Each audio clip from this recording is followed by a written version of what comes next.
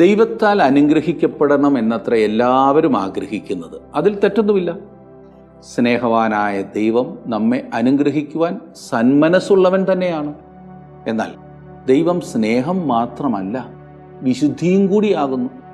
എന്ന് പറഞ്ഞാൽ ദൈവം തൻ്റെ പ്രമാണങ്ങൾ വിട്ട് ആരെയും അനുഗ്രഹിക്കുന്നില്ല എന്നത്രേ. ജീവിതത്തിൽ അനുസരണക്കേടുകൾ ഇരിക്കെ ദൈവാനുഗ്രഹം പ്രാപിക്കാമെന്ന് വ്യാമോഹിക്കരുത്. ആ കാര്യത്തിൽ ആർക്കും ദൈവത്തെ സ്വാധീനിക്കുവാൻ കഴിയുകയുമില്ല. ഇന്നത്തെ നമ്മുടെ പാഠത്തിൽ നല്ല ഒരു ഉദാഹരണം അബ്രഹാമിൻ്റെയും സാറായിയുടെയും ജീവിതത്തിലെ അനുഗ്രഹത്തിനു മുൻപ് അവർ തങ്ങളുടെ അനുസരണക്കേടിനെ തിരിച്ചറിഞ്ഞ് ക്ഷമ പ്രാപിക്കുന്നതിനെ കുറിച്ചാണ് നാം കാണുന്നത്. വളരെ അർത്ഥവത്തായിട്ടുള്ള ഒരു പഠനം. തുടർന്ന് ശ്രദ്ധിച്ചാലും. ഉൽപ്പത്തി പുസ്തകം 19-ാം അധ്യായമാണല്ലോ കഴിഞ്ഞ ക്ലാസ്സിൽ നാം പഠിച്ചുകൊണ്ടിരുന്നത്. വളരെ ദുഃഖകരമായ ഒരു അധ്യായം. നീതിമാനായിരുന്ന ലോത്ത് സകലവും നഷ്ടപ്പെട്ടവനായി ഓടിപ്പോകുന്നതാണ് ആ അധ്യായത്തിൽ നാം കണ്ടത്. ഇനി 20-ാം അധ്യായത്തിലേക്ക് വരുമ്പോൾ ഈ അധ്യായം വിട്ടുകളഞ്ഞിരുന്നെങ്കിലും സാരമില്ല എന്ന് നിങ്ങൾക്ക് തോന്നും. കാരണം പണ്ട് മിസ്രയീം ദേശത്ത് പോയപ്പോൾ അബ്രഹാം ചെയ്ത അതേ പാപം ആവർത്തിക്കുന്നതാണ് ഇവിടെ കാണുന്നത്. അതെ, സാറ തന്റെ സഹോദരിയാണെന്ന് അന്ന് അവൻ കള്ളം പറഞ്ഞു ഓർക്കുന്നില്ലേ? എന്നാൽ ഈ അധ്യായം, അതായത് 20-ാം അധ്യായം ഇവിടെ തന്നിരിക്കുന്നത് വളരെ പ്രധാനപ്പെട്ട ഒരു കാരണത്താലാണ്. തങ്ങൾക്ക് അനുഗ്രഹം ലഭിക്കുന്നതിനു മുൻപ്, അതായത് ഇസഹാക്കിനെ ലഭിക്കുന്നതിനു മുൻപ് അബ്രഹാമും സാറായും ഈ പാപവുമായി ഇടപെടുവാൻ പോവുകയാണ്. ഞാനൊന്ന് പറയട്ടെ, നമ്മുടെ ജീവിതത്തിലെ പാപവുമായി ഇടപെടുവാൻ, അല്ലെങ്കിൽ പാപത്തെ ശിക്ഷ വിധിക്കാതെ, പാപമെന്ന് തിരിച്ചറിഞ്ഞ് ഏറ്റുപറഞ്ഞ് ഉപേക്ഷിക്കാതെ താങ്കളും ഞാനും ഒരനുഗ്രഹവും പ്രാപിക്കുന്നില്ല. ഈ 20-ാം അധ്യായത്തിലെ പ്രധാന ഭാഗങ്ങൾ മാത്രം സ്പർശിച്ചു പോകുവാനാണ് ഞാൻ ആഗ്രഹിക്കുന്നത്. 20-ാം അധ്യായത്തിന്റെ ആദ്യത്തെ 2 വാക്യങ്ങൾ ഞാനൊന്ന് വായിക്കാം. അനന്തരം അബ്രഹാം അവിടെ നിന്ന് തെക്കേ ദേശത്തേക്ക് യാത്ര പുറപ്പെട്ട് കാദേശിനും സൂരിനും മധ്യേ കുടിയിരുന്ന് ഗെരാരിൽ പരദേശിയായി പാർത്തു. അബ്രഹാം തന്റെ ഭാര്യയായ സാറായെക്കുറിച്ച് അവൾ എന്റെ പെങ്ങൾ എന്ന് പറഞ്ഞു. ഗെരാർ രാജാവായ അബിമേലെക്ക് ആളയച്ച് സാറായെ കൊണ്ടുപോയി. ഇത് വളരെ ചിന്തിപ്പിക്കുന്ന ഒരു വിഷയമായിരിക്കുന്നു. സാറ സുന്ദരിയായിരുന്നു. ഈ പറയുന്ന സമയത്ത് അവൾക്ക് എത്ര വയസ്സുണ്ടായിരുന്നു എന്നറിയാമോ? 90. ഈ പ്രായത്തിൽ ഒരു സൗന്ദര്യ മത്സരത്തിന് പോകുക എന്ന് പറഞ്ഞാൽ തികച്ചും വൈരുദ്ധ്യമാണല്ലേ? അതും മറ്റു വല്ല പുരുഷന്മാരും തട്ടിക്കൊണ്ടുപോകും എന്ന ഭയപ്പെടത്തക്കവണ്ണമുള്ള സൗന്ദര്യം. അബ്രഹാം ദേശത്ത് വളരെ തെക്കോട്ടു പോകുന്നതുകൂടി ശ്രദ്ധിക്കുക. അവൻ കാദേശിനും അപ്പുറം പോയി. പിൽക്കാലത്ത് മിസ്രൈമിൽ നിന്നും വന്ന ഇസ്രായേൽ മക്കൾ ദേശത്ത് പ്രവേശിക്കാതെ മടിച്ചു നിന്നത് ഇവിടെ വന്നപ്പോഴാണ്. അബ്രഹാം ഗെരാരിലേക്ക് പോയി. അവൻ അങ്ങനെ ചെയ്യേണ്ടിയിരുന്നില്ല എന്നത്രേ ഞാൻ കരുതുന്നത്. എന്നാലും സംഭവിച്ചതുപോലെ ഇരിക്കട്ടെ. അവൻ സാറായെക്കുറിച്ച് വീണ്ടും കള്ളം പറയുന്നത് നാം കാണുന്നു. അബ്രഹാമിന്റെ ഏറ്റുപറച്ചിൽ നിങ്ങൾ ശ്രദ്ധിക്കേണ്ടതാണ്. കാരണം ഇതത്രേ ഈ അധ്യായം, 20-ാം അധ്യായം പ്രധാനപ്പെട്ടതാക്കുന്നതും. തങ്ങളുടെ ജീവിതത്തിലെ ആ പാപം ഏറ്റുപറഞ്ഞുപേക്ഷിക്കാത്തിടത്തോളം നമുക്ക് അനുഗ്രഹം ലഭിക്കുന്നില്ല. അബ്രഹാമിനെയും സാറായെയും സംബന്ധിച്ച് അവർക്ക് അനുഗ്രഹമായി ഇസഹാക്കിനെ ലഭിക്കില്ല എന്ന് വെളിപ്പെടുത്തുന്നതും ഇവിടെയാകുന്നു. ആ പാപം വളരെ പിൻപോട്ടു പോകുന്നു. ഞാൻ ഇനിയും 11-ാം വാക്യമാണ് വായിക്കുന്നത്. 20-ാം അധ്യായത്തിന്റെ 11-ാം വാക്യം. ഈ സ്ഥലത്ത് ദൈവഭയമില്ല നിശ്ചയം. എന്റെ ഭാര്യ നിമിത്തം അവർ എന്നെ കൊല്ലും എന്ന് ഞാൻ നിരൂപിച്ചു. ഇപ്പോൾ അബ്രഹാം അബിമേലെക്കിനോട് സംസാരിക്കുന്നു. അബ്രഹാം തന്റെ ഭാര്യയെക്കുറിച്ച് ഇപ്രകാരം ഒരു കള്ളം പറഞ്ഞു എന്നതിൽ അബിമേലെക്ക് ആകെ അസ്വസ്ഥനാണ്. വീണ്ടും അബ്രഹാം ദൈവത്തിൽ ആശ്രയിക്കുന്നില്ല എന്നാണ് ഇവിടെ കാണിക്കുന്നത്. താൻ ദൈവഭയമില്ലാത്ത ഒരു സ്ഥലത്തേക്കാകുന്നു നീങ്ങുന്നതെന്ന് അബ്രഹാമിന് തോന്നി. എന്നാൽ ഏതാണ് ശരി, ഏതാണ് തെറ്റ്? ഈ കാര്യത്തിൽ അബിമേലെക്കിന് വളരെ ഉന്നതമായ ഒരു ധാരണയുണ്ടെന്ന് പിന്നീടാണ് അബ്രഹാം മനസ്സിലാക്കിയത്. സ്വഭാവ ഗുണത്തിന് അബിമേലെക്ക് വളരെ വലിയ ഒരു മൂല്യമാകുന്നു നൽകുന്നത്. അത് വ്യക്തമാക്കുന്നത് അവൻ ദൈവത്തെ അറിഞ്ഞിരുന്ന ഒരു വ്യക്തിയായിരുന്നു എന്നത്രയല്ലേ? അബിമേലെക്കിന്റെ നോട്ടത്തിൽ ഇപ്പോൾ അബ്രഹാമാണ് തെറ്റിയിരിക്കുന്നത്. 12-ാം വാക്യത്തിൽ, വാസ്തവത്തിൽ അവൾ എന്റെ പെങ്ങളാകുന്നു, എന്റെ അപ്പന്റെ മകൾ, എന്റെ അമ്മയുടെ മകൾ അല്ലതാനും അവൾ എനിക്ക് ഭാര്യയായി. ഇപ്പോൾ അബ്രഹാം എല്ലാം വെളിയിൽ കൊണ്ടുവന്ന് സംസാരിക്കുകയാണ്. അവൻ പറയുന്നു, സത്യം പറഞ്ഞാൽ ഞാൻ ഇതുവരെ പറഞ്ഞത് പകുതിക്കള്ളമായിരുന്നു. സാറ എന്റെ അർദ്ധ സഹോദരിയാകുന്നു. അവൾ എൻ്റെ ഭാര്യയുമാകുന്നു. 13-ാം വാക്യത്തിൽ, എന്നാൽ ദൈവം എന്നെ എൻ്റെ പിതൃഭവനത്തിൽ നിന്ന് പുറപ്പെടുവിച്ചപ്പോൾ ഞാൻ അവളോട്, നീ എനിക്ക് ഒരു ദയ ചെയ്യണം, നാം ഏതൊരു ദിക്കിൽ ചെന്നാലും അവിടെ അവൻ എൻ്റെ ആങ്ങള എന്ന് എന്നെക്കുറിച്ച് പറയണം എന്ന് പറഞ്ഞിരുന്നു. അബ്രഹാമിന് ദൈവത്തിൽ പൂർണ്ണ വിശ്വാസവും ആശ്രയവും ഇല്ലായിരുന്നു എന്നതാണ് ഇത് കാണിക്കുന്നത്. അതുകൊണ്ട് യാത്ര തിരിച്ചപ്പോൾ അബ്രഹാമും സാറായും ഒരുമിച്ചൊരു കരാറുണ്ടാക്കി. അതായത്, അവർ എവിടെ ചെല്ലുമ്പോഴും തന്റെ ഭാര്യ മൂലം അബ്രഹാം കൊല ചെയ്യപ്പെടുമെന്ന് തോന്നിയാൽ അബ്രഹാം അവളുടെ സഹോദരനെന്ന് സാറ പറയണമായിരുന്നു. അബ്രഹാമും സാറയും ചിന്തിച്ചത്, അങ്ങനെ പറഞ്ഞാൽ അത് അബ്രഹാമിനെ രക്ഷിക്കുമെന്നത്രേ. അങ്ങനൊരു കരാർ ഉണ്ടാക്കിയിട്ട് ആദ്യം അവർ അത് മിസ്രയീമിൽ പ്രയോഗിച്ചു. ഇവിടെ ഇതാ അവർ വീണ്ടും അതേ സംഗതി ആവർത്തിക്കുന്നു. അബ്രഹാമിന്റെ പ്രാർത്ഥനയ്ക്ക് മറുപടി നൽകുന്നതിന് മുൻപ് ഈ പകുതിക്കള്ള പാപം ദൈവസന്നിധിയിൽ നേരെയാക്കണം. ഇത് കൈകാര്യം ചെയ്യാത്തിടത്തോളം കാലം ഇസഹാക്ക് ജനിക്കാൻ പോകുന്നില്ല എന്നതാണ് വാസ്തവം. എത്രയെത്ര വിശ്വാസികളാണ് തങ്ങളുടെ ജീവിതത്തിലെ പാപത്തെ ശിക്ഷ വിധിക്കാതെ ഏറ്റുപറഞ്ഞുപേക്ഷിക്കാതെ മുൻപോട്ടു പോകുന്നത്. ഫലമോ തങ്ങളുടെ ജീവിതത്തിൽ ഒരനുഗ്രഹവും ഇല്ലാത്തതായി അവർ ജീവിക്കുന്നു. നമ്മുടെയൊക്കെ സഭകളിലെ നേതാക്കന്മാർ തങ്ങളുടെ പാപങ്ങളെ ഏറ്റുപറഞ്ഞ് ഉപേക്ഷിക്കുമെങ്കിൽ, തങ്ങളുടെ ജീവിതങ്ങളിലെ പാപത്തെ ശരിക്കും കൈകാര്യം ചെയ്യുമെങ്കിൽ നമ്മുടെ സമൂഹത്തിൽ ആത്മീയ ഉണർവുണ്ടാകുമെന്നത്രേ ഞാൻ വിശ്വസിക്കുന്നത്. അതുതന്നെയാണ് എൻ്റെ ഹൃദയത്തിലെ ഏറ്റവും വലിയ വാഞ്ചയും. പാപത്തെ കൈകാര്യം ചെയ്യാത്തിടത്തോളം കാലം എന്തെങ്കിലും അനുഗ്രഹം പ്രാപിക്കുവാൻ കഴിയുമെന്ന് ഞാൻ വിശ്വസിക്കുന്നില്ല. അത് ദൈവവചനം വളരെ കൃത്യമായി നമ്മോട് സംസാരിക്കുന്നു. വിശുദ്ധ പൗലോസ് തന്നെ പറഞ്ഞത് ഇപ്രകാരമാകുന്നു. 1 കൊരിന്ത്യർ 11:28-32 വരെയുള്ള വാക്യങ്ങളിൽ, സഭയിലും അനേകം വിശ്വാസികളുടെ ജീവിതങ്ങളിലും അനുഗ്രഹം തടഞ്ഞു വെച്ചിരിക്കുകയാണ് പാപം. കാരണം നാം നമ്മുടെ ജീവിതങ്ങളിലെ പാപത്തെ കൈകാര്യം ചെയ്യുന്നില്ല. ഈ അധ്യായത്തിലെ അതിമഹത്തായ ഒരു സത്യം അതത്രേ. ഇനിയും ഒരേ ഒരു സത്യം അത് മാത്രമെന്ന് ഞാൻ പറഞ്ഞാൽ അതായിരിക്കും ശരി. ഇനിയും 21-ാം അധ്യായത്തിലേക്ക് നമുക്ക് പ്രവേശിച്ച് ചില കാര്യങ്ങൾ കൂടി ചിന്തിക്കാം. 20-ാം അധ്യായത്തിൽ നാം കണ്ടുകൊണ്ടിരുന്നത് അബ്രഹാമിനും സാറായിക്കും ഒരു മകൻ ജനിക്കുന്നതിന് മുൻപ് അവരുടെ ജീവിതത്തിലെ ക്രമീകരണത്തെക്കുറിച്ചായിരുന്നു. അങ്ങനെ ചെയ്തു കഴിഞ്ഞപ്പോൾ ഇതാ 21-ാം അധ്യായത്തിൽ അവർ നാളുകളായി കാത്തിരുന്ന, വർഷങ്ങളായി കാത്തിരുന്ന അനുഗ്രഹം അവർക്ക് ലഭിക്കുന്നു. ഇസഹാക്ക് ജനിക്കുന്നു. 21-ാം അധ്യായത്തിന്റെ 1-2 വാക്യങ്ങൾ. അനന്തരം യഹോവ താൻ അരുളി ചെയ്തിരുന്നതുപോലെ സാറായെ സന്ദർശിച്ചു. താൻ വാഗ്ദത്തം ചെയ്തിരുന്നത് യഹോവ സാറായിക്ക് നിവർത്തിച്ചു കൊടുത്തു. അബ്രഹാമിന്റെ വാർദ്ധക്യത്തിൽ ദൈവം അവനോട് അരുളി ചെയ്തിരുന്ന അവധിക്ക് സാറാ ഗർഭം ധരിച്ച് ഒരു മകനെ പ്രസവിച്ചു. ഒരു കാര്യം നിങ്ങൾ ശ്രദ്ധിച്ചോ ഇവിടെ? അതായത് ഇസഹാക്കിന്റെ ജനനവും ക്രിസ്തുവിന്റെ ജനനവും തമ്മിൽ എടുത്തു പറയത്തക്ക വളരെയേറെ സാമ്യങ്ങളുണ്ട്. ക്രിസ്തു വരുന്നതിന് മുൻപ് മനുഷ്യവർഗത്തിന്റെ മുൻപാകെ ഒരു വലിയ സത്യം വിളിച്ചറിയിക്കുവാനാകുന്നു ഇസഹാക്കിന്റെ ജനനത്തിന്റെ വിവരണം നൽകിയിരിക്കുന്നതെന്ന് ഞാൻ വിശ്വസിക്കുന്നു. ദൈവം വാഗ്ദത്തം ചെയ്ത അതേ സമയത്താണ് ഇസഹാക്ക് ജനിച്ചത്. ക്രിസ്തുവിനെക്കുറിച്ച് വിശുദ്ധ പൗലോസ് പറയുന്നത് ശ്രദ്ധിക്കുക. ഗലാത്യ ലേഖനം 4-ാം അധ്യായത്തിന്റെ 4-ാം വാക്യത്തിൽ, എന്നാൽ കാലസമ്പൂർണത വന്നപ്പോൾ ദൈവം തന്റെ പുത്രനെ സ്ത്രീയിൽ നിന്ന് ജനിച്ചവനായി ന്യായപ്രമാണത്തിന് കീഴിൽ ജനിച്ചവനായി നിയോഗിച്ചയച്ചു. ഉൽപ്പത്തി പുസ്തകം 21-ാം അധ്യായത്തിന്റെ 3 മുതലുള്ള വാക്യങ്ങൾ ഞാൻ ഇനി വായിക്കാൻ പോകുകയാണ്. 7-ാം വാക്യം വരെ ഞാൻ വായിക്കും. ശ്രദ്ധിച്ചാട്ട്. സാറ അബ്രഹാമിന് പ്രസവിച്ച മകന് അവൻ ഇസഹാക്ക് എന്ന് പേരിട്ടു. ദൈവം അബ്രഹാമിനോട് കൽപ്പിച്ചിരുന്നതുപോലെ അവൻ തന്റെ മകനായ ഇസഹാക്കിനെ 8-ാം ദിവസം പരിച്ഛേദന കഴിച്ചു. തന്റെ മകനായ ഇസഹാക്ക് ജനിച്ചപ്പോൾ അബ്രഹാമിന് 100 വയസ്സായിരുന്നു. ദൈവം എനിക്ക് ചിരിയുണ്ടാക്കി, കേൾക്കുന്നവരെല്ലാം എന്നെ ചൊല്ലി ചിരിക്കും എന്ന് സാറ പറഞ്ഞു. സാറ മക്കൾക്ക് മുല കൊടുക്കുമെന്ന് അബ്രഹാമിനോട് ആർ പറയുമായിരുന്നു? അവന്റെ വാർദ്ധക്യത്തിലല്ലോ ഞാൻ ഒരു മകനെ പ്രസവിച്ചത് എന്നും അവൾ പറഞ്ഞു. നാം പ്രത്യേകം ഓർത്തിരിക്കേണ്ട വളരെ ശ്രദ്ധേയമായ ചില സത്യങ്ങൾ ഇവിടെ ഈ ഭാഗത്തുണ്ട്. ഒന്നാമതായി, ഇസഹാക്കിന്റെ ജനനം. അതൊരു അത്ഭുതമായിരുന്നു. പ്രകൃതിക്ക് വിരുദ്ധമായിട്ടായിരുന്നു അത് സംഭവിച്ചത്. റോമാലേഖനം 4-ാം അധ്യായത്തിൽ വിശുദ്ധ പൗലോസ് അബ്രഹാമിനെ കുറിച്ച് എഴുതുന്നത് തന്റെ ശരീരം നിർജീവമായി പോയതും സാറായുടെ ഗർഭപാത്രത്തിന്റെ നിർജീവത്വം ഗ്രഹിച്ചിട്ടും എന്നത്രേ. മരണത്തിൽ നിന്നും ദൈവം ജീവൻ ഉൽപ്പാദിപ്പിക്കുന്നു. ഇതൊരു അത്ഭുതകരമായ ജനനം തന്നെയാണ്.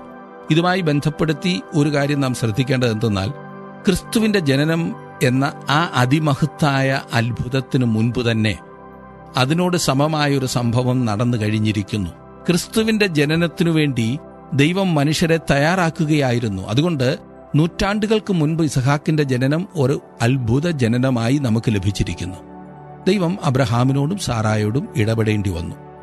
അവർക്ക് ഒന്നും തന്നെ ചെയ്യുവാൻ സാധ്യമല്ല എന്ന് അവർ ഗ്രഹിക്കണമായിരുന്നു. അവരാൽ അസാധ്യമായ ഒരു സംഗതി, അവർക്കൊരു കുട്ടി ജനിക്കുക എന്നത് ഒരിക്കലും സാധ്യമായിരുന്നില്ല. Abraham 100 വയസ്സുള്ളവനും Sara 90 വയസ്സുള്ളവളുമായിരുന്നു. വേറെ വിധത്തിൽ പറഞ്ഞാൽ ഇസഹാക്കിന്റെ ജനനം സംബന്ധിച്ച് അവർക്കൊന്നും തന്നെ ചെയ്യുവാൻ കഴിയുമായിരുന്നില്ല. അവർ ദൈവത്തിൽ വിശ്വസിച്ചു, അത്രമാത്രം. 8 മുതൽ പൈതൽ വളർന്നു മുലകുടി മാറി. ഇസഹാക്കിന്റെ മുലകുടി മാറിയ നാളിൽ അബ്രഹാം ഒരു വലിയ വിരുന്ന് കഴിച്ചു. മിസ്രൈമ്യ ദാസി ഹാഗാർ അബ്രഹാമിന് പ്രസവിച്ച മകൻ പരിഹാസി എന്ന് സാറ കണ്ട് അബ്രഹാമിനോട്, ഈ ദാസിയെയും മകനെയും പുറത്താക്കിക്കളക. ഈ ദാസിയുടെ മകൻ എന്റെ മകൻ ഇസഹാക്കിനോടുകൂടെ അവകാശിയാകരുത് എന്ന് പറഞ്ഞു. ഈ ചെറിയ കുട്ടി ഇസഹാക്ക് ആ കുടുംബത്തിലേക്ക് വന്നത് അനുഗ്രഹം കൊണ്ടുവന്നതാണ്. എന്നാൽ അതുപോലെ തന്നെ വളരെയേറെ പ്രശ്നങ്ങൾക്കും ഈ ഇസഹാക്കിന്റെ ജനനം കാരണമായി.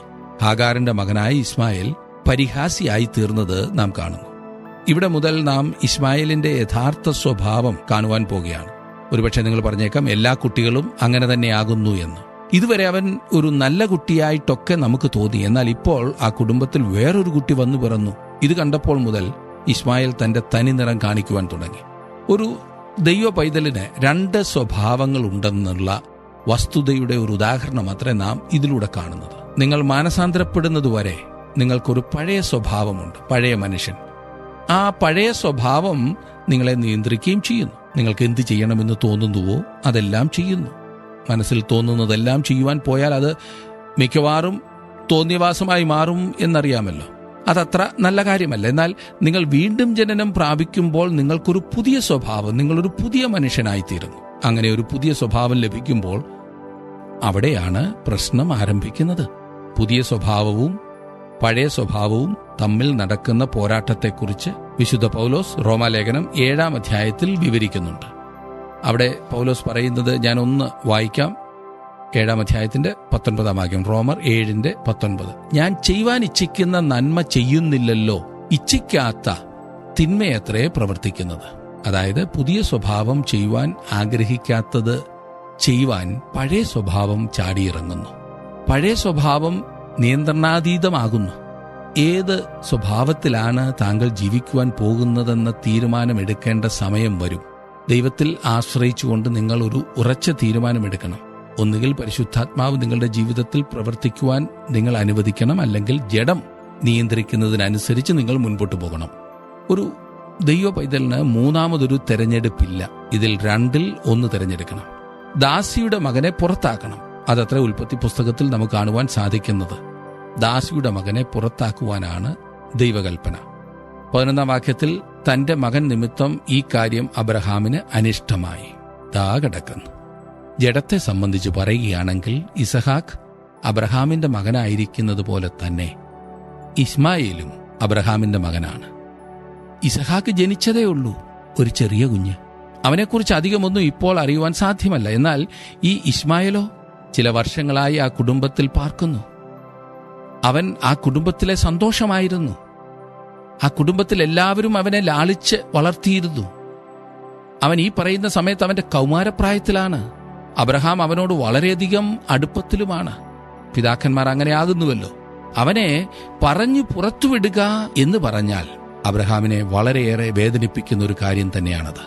ഞാൻ ഒരല്പം മുൻപേ പറഞ്ഞ ആ വിഷയത്തിലേക്ക് നമുക്ക് ഒന്നുകൂടി തിരിഞ്ഞു ചിന്തിക്കാം. അബ്രഹാമും സാറായും കൂടി ചെയ്ത അന്നത്തെ ആ തീരുമാനം ദൈവം അംഗീകരിച്ചില്ല. ഇസ്മായേലിനെ ഈ പറഞ്ഞ പദവിയിലേക്ക്, അതായത് രക്ഷകൻ ഈ ഭൂമിയിലേക്ക് വരുന്നതിനായി ദൈവം സജ്ജീകരിക്കുന്ന ആ വംശത്തിന്റെ തലവനായി, ആ വംശത്തിലെ പ്രധാനപ്പെട്ട ഒരു വ്യക്തിയായി ആ പദവിയിലേക്ക് അംഗീകരിക്കുവാൻ ദൈവത്തിന് സാധ്യമല്ല. അതുകൊണ്ട് തന്നെ അബ്രഹാമും സാറായും എടുത്ത ആ തീരുമാനം ദൈവഹിതത്തിന് വെളിയിലാണ്, പാപമാണ്. ദൈവം അതിന് അനുമതി നൽകിയിരുന്നില്ല. അതിനെ ഒരിക്കലും അംഗീകരിക്കുവാൻ ദൈവത്തിന് പരിപാടിയുമില്ല. അത് അബ്രഹാമിന്റെ ഹൃദയം തകർക്കുന്ന ഒരു വിഷയമായിരുന്നു എന്ന് നമുക്കറിയാം. എന്നാൽ അവിടുത്തെ പ്രശ്നം തീർക്കുവാൻ അവൻ ആ കുട്ടിയെ പറഞ്ഞു വിട്ടേ മതിയാകൂ. പരിഹാസിയായി ഈ കുട്ടി ഉള്ളിടത്തോളം സാറായിക്ക് ആ ഭവനത്തിൽ പാർക്കുക അസാധ്യമാണ്. ഒരു ദൈവ പൈതൽ എന്ന സ്ഥിതിക്ക് രണ്ട് സ്വഭാവങ്ങളെയും പ്രീതിപ്പെടുത്തിക്കൊണ്ട് ജീവിക്കുവാൻ നമുക്ക് ആർക്കും സാധ്യമല്ല.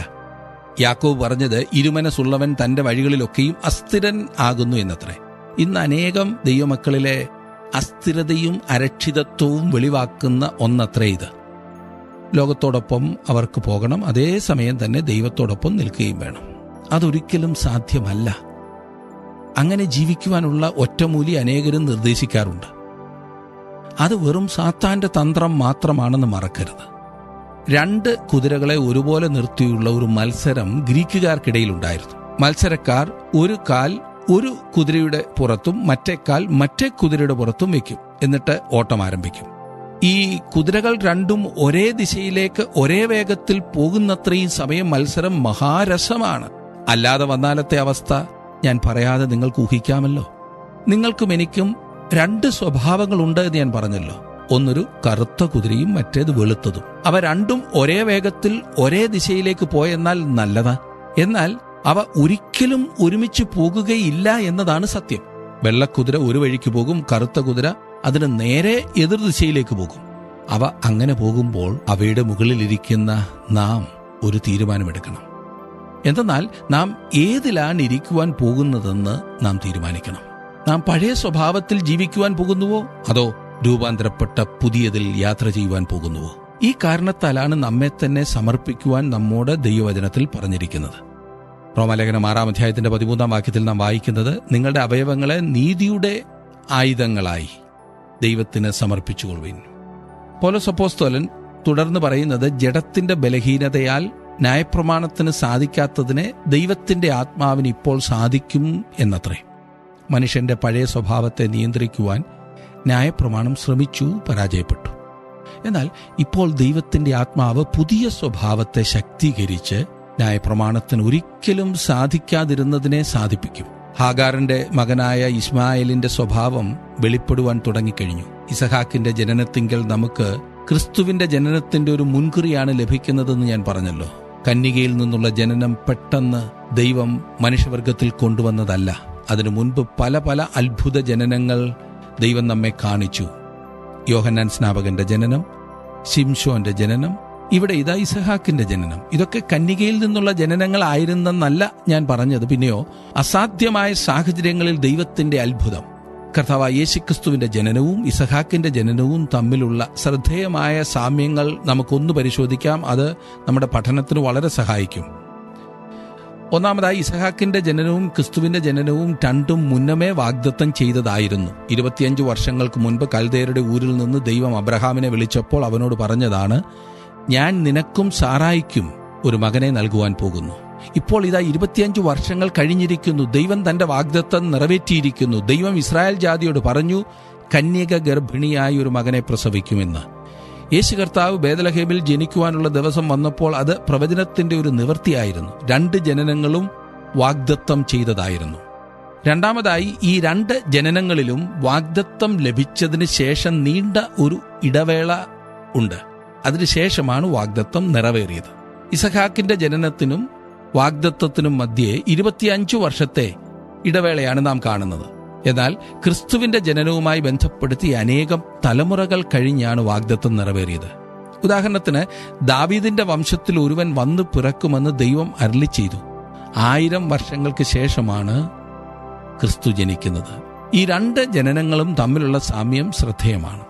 മൂന്നാമതായി, സാറായിക്കും മറിയത്തിനും തങ്ങൾക്ക് കുട്ടികളുണ്ടാകുമെന്ന് അറിഞ്ഞ സാഹചര്യം തികച്ചും അസാധ്യവും അവിശ്വസനീയവും ആയിരുന്നു. ദൈവത്തിന്റെ ദൂതന്മാർ അബ്രഹാമിനെ സന്ദർശിച്ച് ഇസ്ഹാക്കിന്റെ ജനനത്തെക്കുറിച്ച് അറിയിച്ച ആ സന്ദർഭം നിങ്ങൾ ഓർക്കുന്നുണ്ടല്ലോ. അതെ, ആ ദൂതന്മാർ സൊദോമിലേക്കുള്ള വഴിയിലായിരുന്നു. ആ വാർത്ത അസാധ്യമായി തന്നെ തോന്നുമായിരുന്നു. സാറാ തന്നെ ചിരിച്ചിട്ട് പറഞ്ഞു, ഇതൊരിക്കലും സാധ്യമല്ല, ഇത് വിശ്വസിക്കാവുന്നതിനും അപ്പുറമാണ്. അതുപോകട്ടെ, കന്യകാ ജനനത്തെക്കുറിച്ച് ആദ്യ സംശയം ഉന്നയിച്ചത് ആരാണെന്നറിയാമോ? അത് മറിയം തന്നെയായിരുന്നു. ദൂതൻ ആ വാർത്ത വന്ന് അവളോട് പറഞ്ഞപ്പോൾ അവൾ പറഞ്ഞു, ഞാൻ പുരുഷനെ അറിഞ്ഞിട്ടില്ലാത്തവൾ, ഇതെങ്ങനെ സാധ്യമാകും? ഇസഹാക്കും യേശുക്രിസ്തുവും തമ്മിലുള്ള ജനനത്തിന്റെ അടുത്തൊരു സാമ്യം നാലാമതായിട്ടുള്ള സാമ്യം, ഇസഹാക്കും യേശുവും തങ്ങളുടെ ജനനത്തിനു മുൻപ് തന്നെ പേരിടപ്പെട്ടവരായിരുന്നു. അത് ഞാൻ വിശദീകരിക്കേണ്ടതില്ലല്ലോ. അഞ്ചാമതായി, 2 ജനനങ്ങളും ദൈവം നിയോഗിച്ച സമയത്താണ് നടന്നത്. നാം ഇപ്പോൾ പഠിച്ചുകൊണ്ടിരിക്കുന്ന 21-ാം അധ്യായം 2-ാം വാക്യത്തിൽ പറയുന്നത്, ദൈവം അവനോട് അരുളി ചെയ്തിരുന്ന അവധിക്ക് സാറ ഗർഭം ധരിച്ചൊരു മകനെ പ്രസവിച്ചു എന്ന്. യേശുക്രിസ്തുവിന്റെ ജനനവുമായി ബന്ധപ്പെടുത്തി വിശുദ്ധ പൗലോസ് എഴുതിയത് ഗലാത്യർ 4:4. എന്നാൽ കാലസമ്പൂർണത വന്നപ്പോൾ ദൈവം തന്റെ പുത്രനെ സ്ത്രീയിൽ നിന്ന് ജനിച്ചവനായി, ന്യായപ്രമാണത്തിന് കീഴിൽ ജനിച്ചവനായി നിയോഗിച്ചയച്ചത്. ആറാമതായി, 2 ജനനങ്ങളും അത്ഭുതകരമായിരുന്നു. ഇസഹാക്കിന്റെ ജനനം ഒരത്ഭുതമായിരുന്നു. തീർച്ചയായും യേശുവിന്റെ ജനനവും ഒരത്ഭുതമായിരുന്നു. ഒരു മനുഷ്യനും അതിൽ ഒരു പങ്കും ഇല്ലായിരുന്നു എന്ന് ചുരുക്കം. ഏഴാമതായി, 2 മക്കളും അവരവരുടെ പിതാക്കന്മാർക്ക് പ്രത്യേക സന്തോഷം പകർന്നവരായിരുന്നു. നാം വായിക്കുന്നത്, സാറ അബ്രഹാമിന് പ്രസവിച്ച മകന് അവൻ ഇസഹാക്ക് എന്ന് പേരിട്ടു എന്നത്ര. ഇസഹാക്ക് എന്നാൽ ചിരി എന്നാകുന്നു അർത്ഥം. പണ്ട് ഇസഹാക്കിന്റെ ജനനത്തെക്കുറിച്ച് യഹോവ അരുളി ചെയ്തപ്പോഴും അബ്രഹാം ചിരിച്ചതാണ്. ഇതെന്തുമാത്രം സന്തോഷം നൽകി എന്നോർക്കണം. യേശു കർത്താവിനെ സംബന്ധിച്ച് നാം വായിക്കുന്നത്, പിതാവ് സ്വർഗത്തിൽ നിന്നും ഇപ്രകാരം സംസാരിച്ചു, ഇവൻ എന്റെ പ്രിയപുത്രൻ, ഇവനിൽ ഞാൻ പ്രസാദിച്ചിരിക്കുന്നു. 2 മക്കളും പിതാക്കന്മാർക്ക് വലിയ സന്തോഷമായിരുന്നു. എട്ടാമതായി, 2 മക്കളും മരണം വരെ തങ്ങളുടെ പിതാക്കന്മാരോട് അനുസരണമുള്ളവരായിരുന്നു. അടുത്ത അധ്യായത്തിൽ നാം കാണുവാൻ പോകുന്നത്, 22-ാം അധ്യായത്തിൽ കാണുവാൻ പോകുന്നത്, ഇസഹാക്കിനെ അവന്റെ പിതാവ് യാഗമായി അർപ്പിക്കുവാൻ പരിപാടിയിട്ടതാണ്. അന്ന് അവൻ 8 or 10 വയസ്സുള്ള ഒരു ചെറിയ കുട്ടിയായിരുന്നില്ല. ഈ സംഭവം നടക്കുമ്പോൾ ഇസഹാക്ക് 33 വയസ്സ് പ്രായമുള്ളവനായിരുന്നു എന്ന് ഞാൻ അങ്ങ് കണക്കുകൂട്ടുകയാണ്. അത് പഠിക്കുമ്പോൾ കൂടുതൽ വിശദീകരിക്കാം. മരണം വരെയും അവൻ തന്റെ പിതാവിനോട് അനുസരണമുള്ളവൻ തന്നെയായിരുന്നു. അത് ഇസഹാക്കിന്റെ കാര്യത്തിൽ സത്യമായിരുന്നു. കർത്താവായ യേശുവോ? യേശുക്രിസ്തുവിന്റെ കാര്യത്തിലും ഈ പറഞ്ഞത് അതുപോലെ വാസ്തവമായിരുന്നു. ഇസഹാക്കിന്റെ ജനനവും ജീവിതവും ക്രിസ്തുവിന്റെ ജനനത്തിന്റെയും ജീവിതത്തിന്റെയും മഹത്തായ ഒരു ചിത്രമാകുന്നു. ഒടുവിലായി, ഇസഹാക്കിന്റെ അത്ഭുതകരമായ ജനനം യേശുക്രിസ്തുവിന്റെ പുനരുത്ഥാനത്തിന്റെ ഒരു ചിത്രമാകുന്നു. മരണത്തിൽ നിന്നും ജീവൻ വന്നു, അതത്രേ പുനരുത്ഥാനം. ഇസഹാക്കിൽ ക്രിസ്തുവിന്റെ വളരെ ശ്രദ്ധേയമായ ഒരു ചിത്രം നമുക്ക് ലഭിക്കുന്നു എന്നിപ്പോൾ മനസ്സിലായല്ലോ. തുടർന്ന് നാം കാണുന്നത്, ദൈവം എപ്രകാരമാകുന്നു കൃപയോടെ അബ്രഹാമിനോടും ഹാഗാറിനോടും അവളുടെ മകൻ ഇസ്മായേലിനോടും ഇടപെടുന്നത് എന്നത്രേ. ഞാൻ 21-ാം അധ്യായത്തിന്റെ 12-ാം വാക്യം ഒന്ന് വായിക്കാം. എന്നാൽ ദൈവം അബ്രഹാമിനോട്, ബാലന്റെ നിമിത്തവും ദാസിയുടെ നിമിത്തവും നിനക്ക് അനിഷ്ടം തോന്നരുത്. സാറ നിന്നോട് പറഞ്ഞതിലൊക്കെയും അവളുടെ വാക്ക് കേൾക്ക. ഇസഹാക്കിൽ നിന്നുള്ളവരല്ലോ നിന്റെ സാക്ഷാൽ സന്തതിയെന്ന് വിളിക്കപ്പെടുന്നത്. താൻ വാഗ്ദത്തം ചെയ്ത മകനായി ഇസ്മായേലിനെ അംഗീകരിക്കുവാൻ ദൈവം തയ്യാറല്ല എന്ന് വീണ്ടും വ്യക്തമാക്കുന്നു. 13-ാം വാക്യത്തിൽ നാം കാണുന്നതും കൂടെ നോക്കാം. ദാസിയുടെ മകനെയും ഞാൻ ഒരു ജാതിയാക്കും, അവൻ നിന്റെ സന്തതിയല്ലോ എന്ന് അരുളി ചെയ്തു. ദൈവം നേരത്തെ പറഞ്ഞിരുന്നല്ലോ, ജാതികൾ നിന്റെ ഉദരത്തിൽ നിന്ന് പുറപ്പെടുമെന്ന്. ഇതാ ഇവിടെ അവൻ പറയുന്നു, ഈ കുട്ടിയിൽ നിന്നും, അതായത് ഇസ്മായേലിൽ കൂടി ഒരു വലിയ ജാതി പുറപ്പെടുമെന്ന്. ഹാഗാറിനെ അബ്രഹാം പറഞ്ഞു വിടുന്നതും അവൾ ബെർശേബ മരുഭൂമിയിൽ ഉഴന്നു നടക്കുന്നതുമാണ് തുടർന്നുള്ള വാക്യങ്ങളിൽ നാം കാണുന്നത്. സകല ആശകളും നഷ്ടപ്പെട്ട ഹാഗാറിനെ തേടി ഇതാ യഹോവ വന്നിരിക്കുന്നു. ഹാഗാറിനോട് ദൈവം ചോദിക്കുന്നു, ഹാഗാറേ, നിന്റെ വേദന എന്ത് എന്ന്. ഏതവസ്ഥയിലാണെങ്കിലും വേദനിക്കുന്ന ഒരു വ്യക്തിയെ തേടിയെത്തുന്ന ഒരു ദൈവത്തെ നമുക്കിവിടെ കാണുവാൻ കഴിയുന്നു. ഹാഗാറിന്റെ അവസ്ഥ ഇവിടെ പറഞ്ഞിരിക്കുന്നത്, അവൾ ബേർശേബ മരുഭൂമിയിൽ ഉഴന്നു നടന്നു എന്നത്രേ.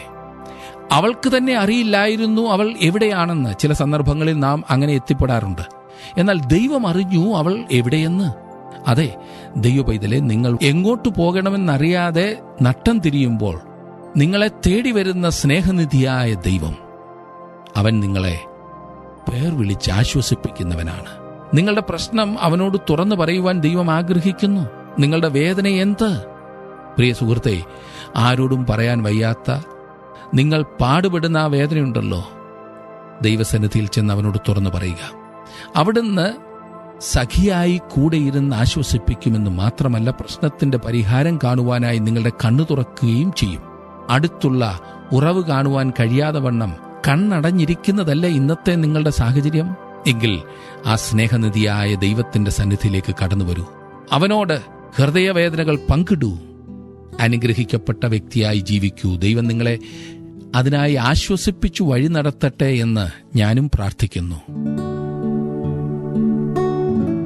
ഇന്ന് നിങ്ങൾ ശ്രദ്ധിച്ച ഈ പഠനം നിങ്ങൾക്ക് അനുഗ്രഹകാരണമായി എന്ന് ഞാൻ വിശ്വസിക്കുന്നു. എത്ര നല്ലൊരു പാഠമാകുന്നു അബ്രഹാമിൻ്റെയും സാറായിയുടെയും ജീവിതത്തിൽ നിന്നും നാം കണ്ടത്. കള്ളം പറഞ്ഞ് ആർക്കും രക്ഷപ്പെടുവാൻ സാധിക്കില്ല. ദൈവം അങ്ങനെയുള്ള വ്യാജഭാവത്തെ തീർച്ചയായും ന്യായം വിധിക്കും. അതിനുശേഷം മാത്രമേ അനുഗ്രഹം തരൂ എന്നാണ് നാം കണ്ടത്. നമ്മുടെ ജീവിതത്തിലും നമ്മുടെ കുടുംബങ്ങളിലും ഒക്കെ അതൊരു പാഠമാക്കാം. പ്രാർത്ഥിക്കാം. കർത്താവേ, അവിടുത്തെ വചനത്തിലൂടെ വീണ്ടും ഇന്ന് ഞങ്ങളോട് സംസാരിച്ചതിനായി സ്തോത്രം. കുടുംബങ്ങളായി നീ ഞങ്ങളെ ഓരോ സ്ഥലങ്ങളിലാക്കിയിരിക്കുമ്പോൾ ഞങ്ങൾ വളരെ ശ്രദ്ധയോടുകൂടി അവിടുത്തെ ഹിതം തിരിച്ചറിഞ്ഞ് ജീവിക്കണമെന്ന് ഇന്നത്തെ പഠനത്തിലൂടെ ഞങ്ങളെ ഓർപ്പിച്ചതിനായി സ്തോത്രം. അവിടുത്തെ അനുഗ്രഹം പലപ്പോഴും ഞങ്ങൾക്ക് ലഭിക്കാത്തതിന് കാരണം ഞങ്ങളുടെ ജീവിതത്തിലെ കുറവുകളെ ഇതുവരെ ഏറ്റുപറഞ്ഞ് ഉപേക്ഷിച്ചിട്ടില്ല എന്നതാകുന്നു എന്ന് അബ്രഹാമിൻ്റെയും സാറായിയുടെയും ജീവിതത്തിലൂടെ പഠിപ്പിച്ചത് ഞങ്ങൾ അനുസരിപ്പാനും ഓർത്ത് ഞങ്ങളുടെ ജീവിതത്തിൽ പ്രായോഗികമാക്കുവാനും അവിടുന്ന് സഹായിക്കണമേ. പ്രത്യേകിച്ച് കർത്താവെ, ഇന്ന് വചനം കേട്ട എല്ലാവരെയും അവിടുന്ന് അനുഗ്രഹിക്കണമേ. ദൈവകൃപ വ്യാപരിപ്പാൻ തക്കവണ്ണം തങ്ങളുടെ ജീവിതത്തെ ദൈവകരങ്ങളിലേക്ക് സമർപ്പിപ്പാൻ അവരെ സഹായിക്കണം. യേശുക്രിസ്തുവിൻ്റെ നാമത്തിൽ ഞങ്ങൾ അപേക്ഷിക്കുന്നു. ഞങ്ങളുടെ പ്രാർത്ഥന കേൾക്കുമാറാകണമേ. ആമേൻ. ദൈവം നിങ്ങളെ അനുഗ്രഹിക്കട്ടെ. ദൈവ സാന്നിധ്യം നിങ്ങളോടുകൂടെ ഇരിക്കട്ടെ. വീണ്ടും കാണാം.